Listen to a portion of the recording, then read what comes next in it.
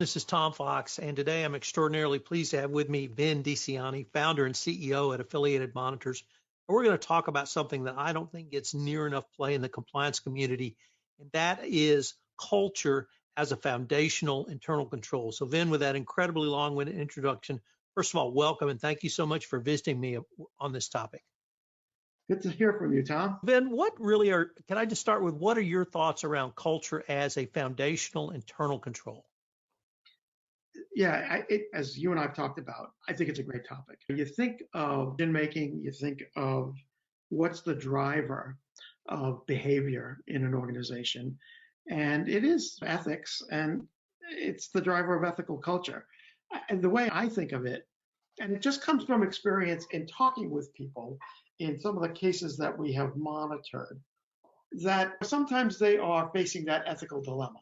What do I do? I've got this in front of me and I've got to make a decision.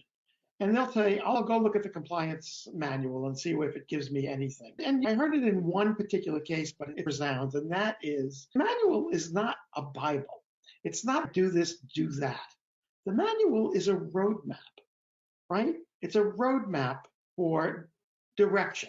Like, what do you do when you are in these situations? So the way I'm looking at it is the driver is the culture and the ethical decision making that people make. They're the car, and they're looking at the roadmap of the manual. So when you get to the internal control that a company is looking at, it really comes from behavior and decision making, right? And so that can start as early as orientation. Maybe it's when recruiting occurs, because you're talking about the indoctrination into this culture. So that orientation process is getting people to drink the Kool-Aid of how we think and believe. But that's the way you control decision making. It starts early on, but it is the driver of behavior in an organization. You're looking at it as a control, and I think it is a control, but it's not a control in the usual sense, like a third party practice and what have you. Again, I think it's such an important element that never gets talked about. It's foundational, Tom. And I've heard you give examples where you would go into a company, perhaps as a monitor, perhaps in a proactive approach to assess culture, and pretty quickly you could get a sense of what the culture of a company was. If a company wants to make that cultural shift to become more ethical and to have the types of values that you and I think drive ethics, how can they start that process? Again, we always talk about it. It really emanates from the top, and it does. But I think more importantly, I think that's very important structurally. But the real issue is who they're hiring, where have they been, where do they come from, what's their backgrounds, what's their interest in ethical behavior. You and I have talked about this so many times. People like working for an ethical company, and people want to go into a company that is something that they feel good about. And they don't have to be living on pins and needles or with anxiety because the company isn't an ethical company. That's foundational. And it starts when you hire people.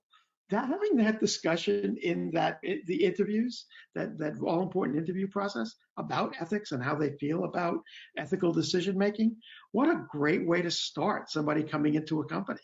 And if you want to be transparent and you want to have people open in terms of communications and all, that's where you start. So again, I think that's an important consideration for a company when it wants to change behavior or emphasize its behavior. Start it at the hiring process, because those are the next generation. And I've heard you now talk about culture at the top. I've heard you talk about culture of potential employees and employees coming in through the hiring process.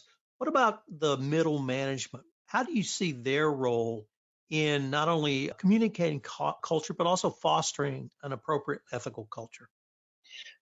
So I think it has to be more directed, because these people that have been at the company for a while, let's assume that. And you can't just throw culture and the words culture and all of the beautiful language around it and the idealistic considerations at people. They're making parts or they're working on a contract occasion. That's not going to be helpful. But what I think is going to be helpful is, let's say you create an internal control And it might be, I'm going to use an example. We work with a company and they created a decision-making process called the authority matrix.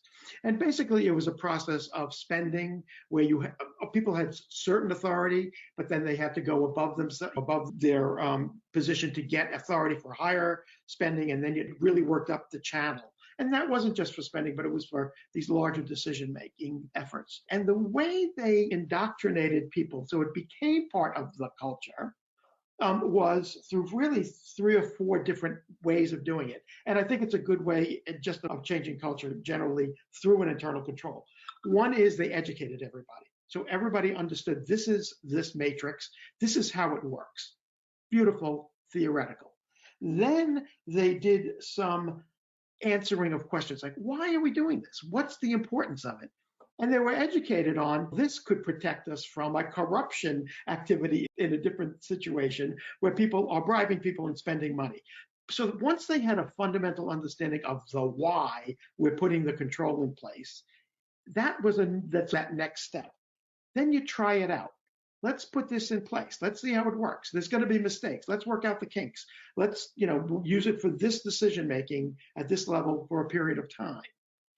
Then, and this is where it works, then after it is fully implemented and people buy into it because they now understand why we're doing it, they see the benefits of it, it gets into the bloodstream.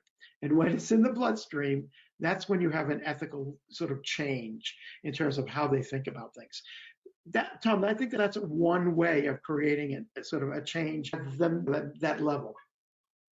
Then many of the strategies, tools, or techniques we might consider to implement a best practices compliance program, it seems to me you're talking about using many of those tools to actually go more foundational to culture. Would that be a fair assessment? Absolutely. When we do the assessments that we do, sometimes we call it at a high level, and we're looking at the program as written. But that's one thing. The reality is lots of companies have really strong written programs. Is it taking foothold within the company? That's what we like to look at. And that's where I think the company that's hired us gets the sort of the biggest bang, is whether or not their program is effective. And effective is not just, oh, I read it and I signed off on it. Oh, I think it's a good thing and I got training. It's, do you live it? Do you live the values? Do you live the sort of aspirations that the company wants you to live? And do you start thinking and acting and making decisions in that fashion? I think it's the value of that. It's almost invaluable, right, for a company to have people to think that way. And unfortunately, we are near the end of our time, but I was wondering if you might have 3 key takeaways for our audience on culture as a foundational internal control. Yeah, as we mentioned, it really does have to start at the top. There has to be buy-in by senior leadership in the organization that they want an ethical company. If they don't want an ethical company, then don't do it. But if they do, that's where you start. And then drilling down, as I said, the second takeaway is hire ethical people. Hire people who aspire to the same types of goals, missions, and have the same beliefs that you have as a company. Find them.